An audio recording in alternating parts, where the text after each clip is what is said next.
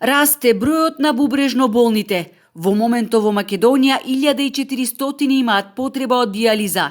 Најмладиот пациент има само 4 години. Но бројката на луѓе на кои им треба трансплантација како единствен спас за нив е многу повисока од официјалните.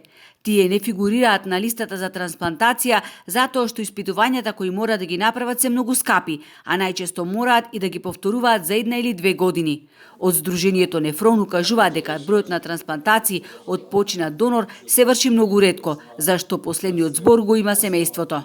Таа трансплантација во Македонија е во некаква синусоида. Имаме години кога имаме по десетина трансплантации годишно, имаме години кога немаме ни една или едва и да имаме една-две.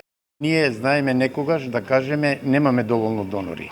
Не може една година нашиот народ да сака да дарува, следната година да не сака. Значи, потребен е воспоставување на еден систем траен кој што нема да зависи од желбата и ентузијазмот на докторите. Докторите реални. Во европските земји бројката на трансплантирани бубрежно болни изнесува околу 30 до 40%, а во Македонија не повеќе од 14%.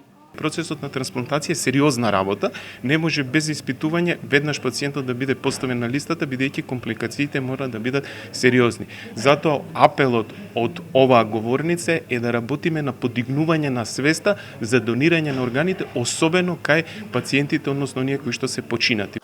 Изминатава година биле направени 4 трансплантации од починат донор. За една мала земја како Македонија е респектабилна. Зошто?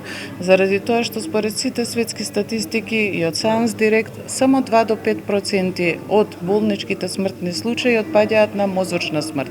И сега, ако направиме една едноставна математика дека во нашите интензивни неги на годишно ниво се хоспитализираат 1000 пациенти, просечната смртност е 20%, од тие 20%, еве да земеме горната граница, 5% нека се мозочна смрт, ние имаме навистина еден мал пул. И во една ваква ситуација, пациентите не отстапуваат, бараат зголемување на бројот на трансплантации, подобрување на условите во центрите за дијализа и реновирање на центарот за трансплантација.